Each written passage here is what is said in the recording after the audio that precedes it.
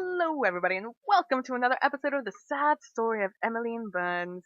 Last episode, we determined that in canon, these girls are 18, totally okay, not creepy at all, and, oh yeah, Emmeline's father came back after 6 months away. Turns it out that he invested poorly in a railroad, and, Emmeline is still so much me.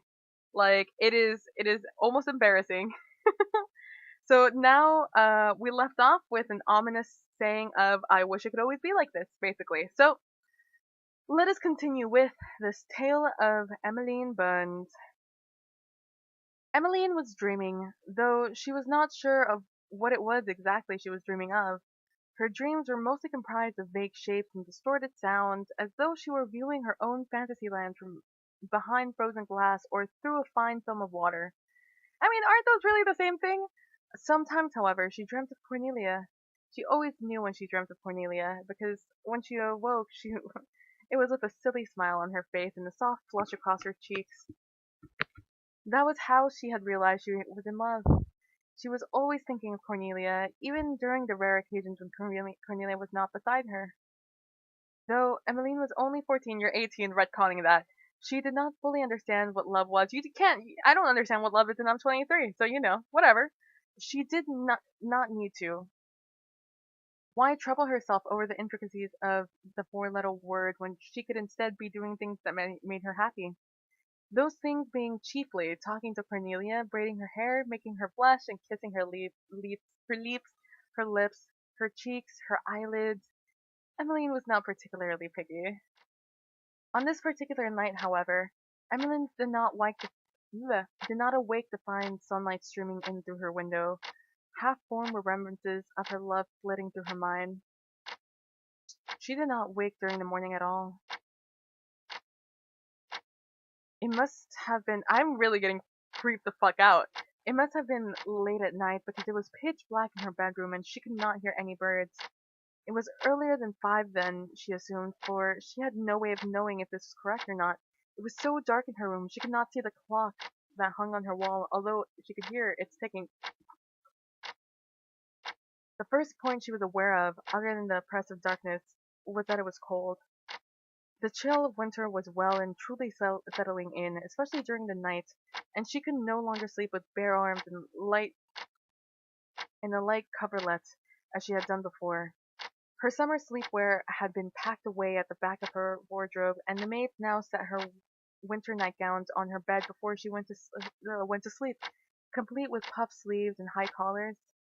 The second thing Emmeline noticed as her eyes slowly grew accustomed to the dark was that she was not alone. There was somebody else in the room with her, excuse you. And it was none other than her. That's still creepy as fuck. Emmeline stared at her father with wide eyes. He looked back at her, and Emmeline could tell despite the dark that he was just as surprised, if not more, than she was. He had his face always looked lined, his mouth so drawn. Perhaps the shadows were playing tricks with her eyes, but he looked far older than his 44 years old. Years, I guess, I didn't say it old. Emmeline swallowed. All of a sudden, her throat felt dry. Father? Is something wrong? Nothing's wrong. I mean, nothing at all. But he did not look at her face, and he stuttered when he spoke. Why did he sound so frightened? Had something bad happened?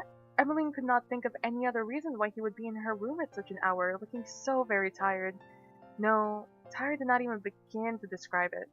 He looked haggard, as though on the brink of death, and his hands would not stop shaking, even when he clenched them into fists.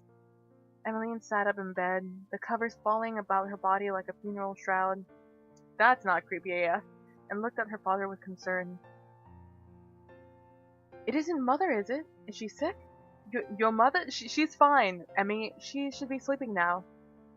Oh. A pause. And why aren't you not asleep, Father? Could you not? No, there is something I have to do. At this hour? Yes, it is of utmost importance. I don't imagine you would understand. Emmeline flinched. Oh, God. It's not something you would understand. Emmeline flinched. Her father's voice was strangely hard, despite the nervous stammer, and she was not used to him talking to her in such a way. Maybe other girls' fathers spoke in such terse, clipped terms. Cornelia's father sometimes did when Beatrice wasn't there to chastise him, but not her father, not Philip Burns. There was no warmth to his voice, no tenderness. It was as though he was speaking to a stranger rather than his dear daughter, his priceless jewel, his lovely little Emmeline. I may not understand what it is you wish to do, father, but are you sure I cannot help? No, nobody can. But I appreciate the offer, Emmy, but it is far too late. Her father swallowed. Emmeline could hear it. It sounded painful, as though he were attempting to choke down a lead bullet or a piece of steel shrapnel. I do not understand. If you do not believe I can help you, why did you come to my room? What is it you wish to discuss with me, father? Oh God. Philip's shoulders shook. It sounded like he was trying to stem a flow of oncoming tears, though he was not entirely successful. He bit down on his lower lip, but moisture still sparkled in the corner of his eyes, threatening to spill down his cheeks like April rain. If Grandmother Patience were here, she would have mocked him. She always had done when Philip was a child. Perhaps that's why Philip never visited Perhaps that's why Philip never visited Grandma Patience. She made him feel like a young boy again, small, stupid, and utterly insignificant. That was why Philip had gone into banking, though he was not suited for such a cutthroat industry. He didn't have the knack for it, never had done. Grandmother Patience had said as much, but he was determined to prove her wrong. He wanted, for once in his life, to make her proud. And look what it had cost him. His wealth, his reputation, and now, worst of all, his family too. There was no going back now. Father? Father, are you alright? What's wrong? Emmeline, oh dear, my dear Emmy, oh sorry. Emmeline, oh my dear, fuck me, man. Emmeline, oh my dear Emmy, I'm sorry. I'm so sorry. I tried to be a good father, Emmy. I really did try. I wanted to be kind. I wanted to be fair. I had no intention of treating you like my parents treated me, but I was incapable of doing it. In the end, it all went wrong. I thought I knew what I was doing. I thought I was succeeding, and for a while maybe I was. Now I realize that was a foolish fantasy, dreamt by a foolish man. My mother was right. I should have been drowned when I was younger. I would have saved you all so much trouble. It would have made everything so much easier. Father? Emmeline got to her feet, her bare toes curling against the wooden floorboards, and took a few steps forward. Are you not feeling well? We can call the physician if you would like. If only you would sit down. Look at how much you are trembling. No. Philip shook his head mechanically, back and forth like a tin soldier, his words spoken in an almost frenzied fervor. The physician cannot help now. Nothing can help. We're done for, Emily, you and I and your mother too. This is it. This is then. The end of what exactly? Our money is gone, Emmeline. I made a terrible mistake and now everything is gone. The bubble burst. We lost it all. Every single thing. I'm sorry, but like, this face was priceless. Did you see that? The animation? Mwah. Emmeline stared at her father, her mouth open. She did not know what to do, what to say. What could she say? She was only 14 years old, and she had always been told by her mother that women had no place in the world of business. It was only natural when they could not understand facts and figures or tables of numbers. Beatrice Linton was the exception, rather than the rule. Beatrice Linton could do anything. She could have probably wrestled a bear to death with her own two hands if need be, but Emmeline could not. She was only a young girl standing in her bedroom in her winter nightgown, shivering like a leaf, and she did not know what to do. Oh my god, this is what she died in. Oh my god, Philip, are you gonna kill them all? Philip, what the fuck? She did not need to ponder her own powerlessness for much longer. You're gonna kill her. What the actual fuck, Philip? What the actual fuck? I'm sorry, Emmy. I'm so sorry. I let you down. And now this is the only thing I can do to make amends. What are you... Emmeline was not able to finish her question. That's because at that moment, Philip Burns closed the distance between them and held his hand around his daughter's throat. Fuck you, man. That's fucking brutal as fuck. Oh my god. No wonder you killed yourself, dude. His fingers dug into her skin and Emmeline could not breathe. First, it was shock that drew air out of her lungs, but then it was the pressure about her throat choking her. She could hardly believe it. How could her father, who had never raised a hand to her in his life, who had never raised so much as his voice, even contemplate carrying out such a hideous action? But he was really going to kill her. Emmeline felt herself growing faint. She wondered idly if the dark purple bruises would be left around her throat when Philip let her go. A fairy circle made of mushrooms. Her head swam, her legs gave way beneath her, and she fell backwards onto her bed. Still, Philip's fingers did not budge. They remained upon her throat, fixated with the gruesome task that they'd been charged with.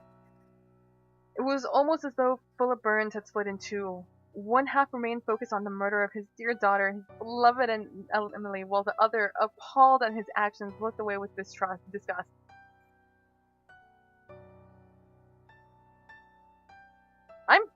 Well, just fuck you, Philip. Maybe he should have poisoned her nightly mug of hot cocoa instead. Then he wouldn't have had to bear witness to the look on her face, as the life was slowly choked out of her tiny body. I'm sorry, Emmy. I'm so sorry. And he was, too. His cheeks were wet with tears, and more tears kept falling. Some of them splashed against Emmeline's cheeks, but this offering of remorse made little difference. Emmeline was still dying. She had been dying for around 2 minutes now, though it felt like it had been far longer, and her heart was already starting to stammer in her chest. I'm doing it for you, Emmy. It is for the greater good, I promise. I can't stand the thought of my little girl going to a workhouse. I couldn't, But Philip didn't know what else to say. He doubted it would have made much of a difference. Emmeline stared up at the ceiling blankly, her eyes a vast sea of white, her mouth hanging open, her arms and legs were limp, and her body was warm. And though her body was warm, it did not move. It could not. Philip removed his hand from Emmeline's throat, but Emmeline did not stir. Her eyes remained open, unfixed, misty with death. Emmy, oh, my Emmy, my little Emmy. With a choked sob, Philip pulled his dear little girl, who was now a very dead little girl, into his arms and wept.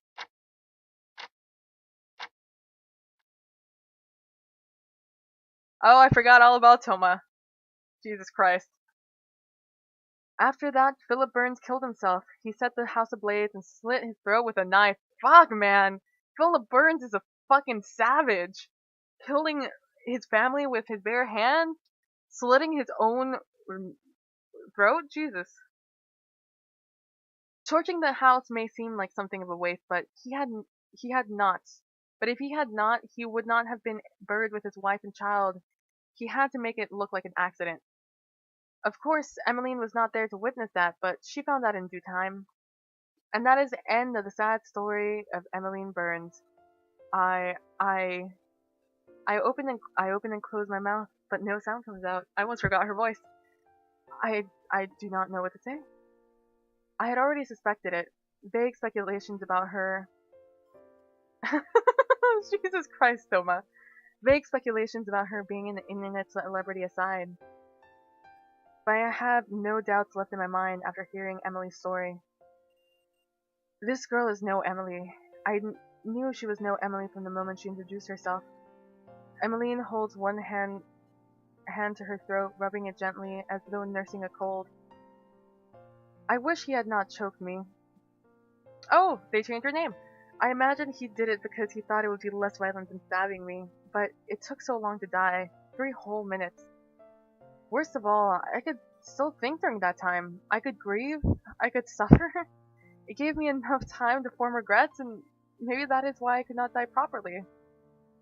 Emmeline sighs, resting a hand against the top of her own gravestone. Unlike the ghosts in films, her hand does not pass through it. Instead, her fingers make contact firm and solid, and even and I even see her shiver with the coldness of the stone permeate her pale skin. Maybe grandmother Patience was right. Father does not have the willpower required to see things through until the end. Not even murder. I suppose I should congratulate him for trying, though. He really did try. It hurt horribly. I opened my mouth once more, but I don't know what to say. How can I reply to that?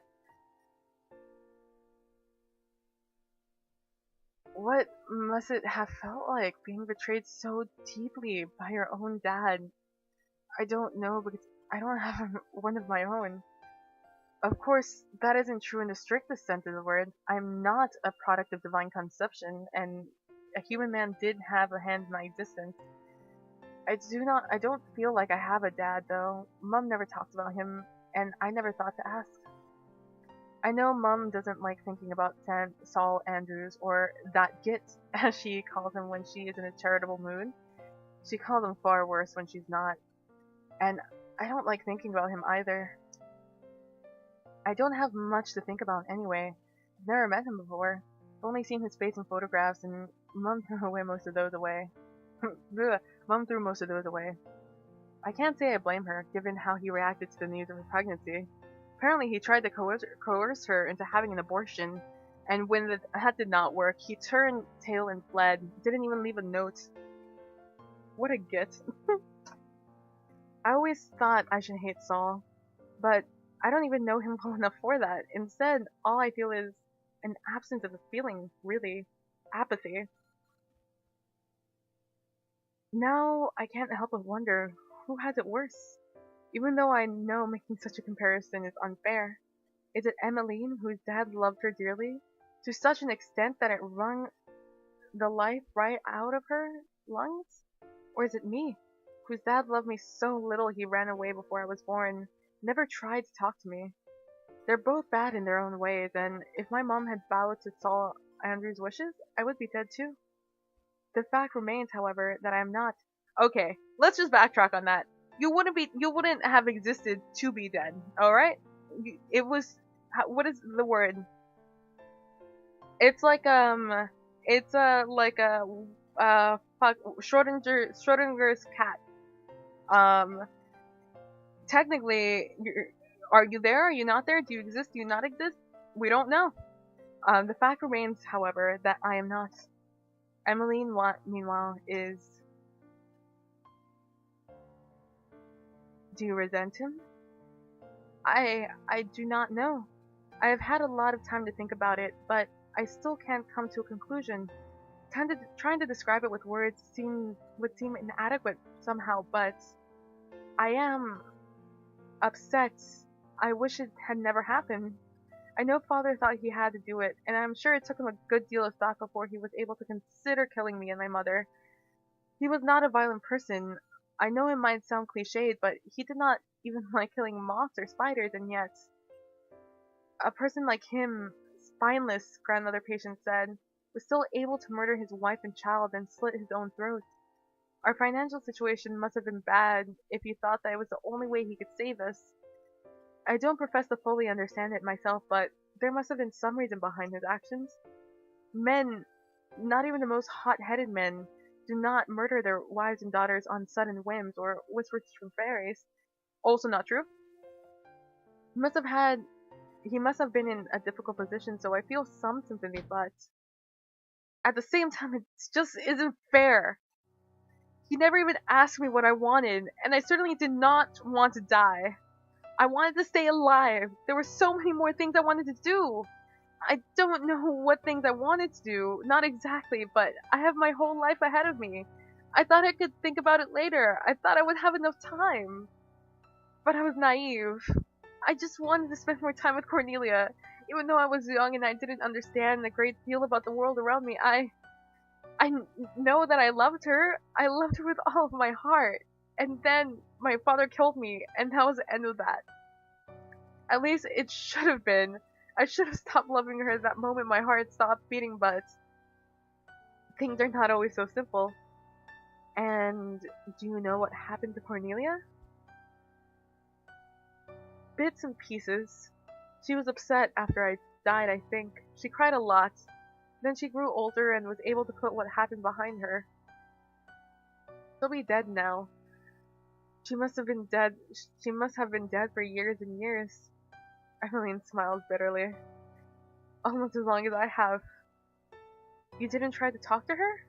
I did, but she could not see me. I tried my hardest, but it all felt so pointless. I could see her face, but I could not dry her tears. I wanted to tell her I was alright.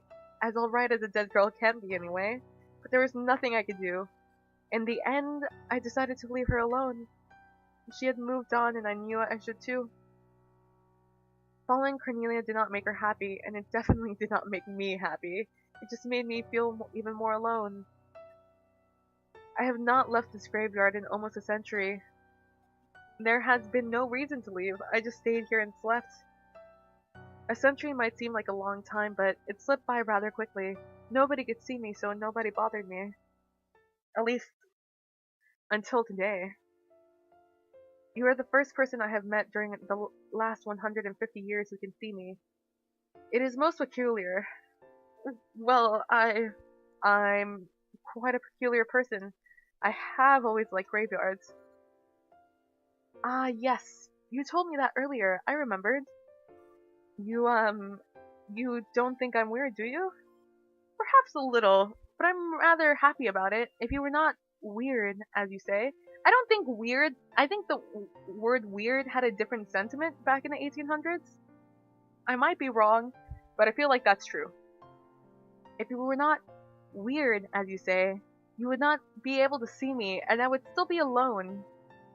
This might not be because of me, though. What do you mean? You can see me with your own two eyes, correct? You have not stolen anybody else's, have you? No, of course not.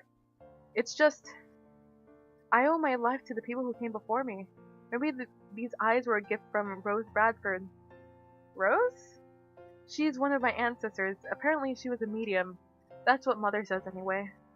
Yet, if these eyes are a gift from Rose Bradford, the self-proclaimed White Witch of Beverly, they haven't been much of use until now. I've never seen a ghost before, even though I've been to countless graveyards in my time. I have, however, always been strangely adept at finding dead bodies, even when they're buried in...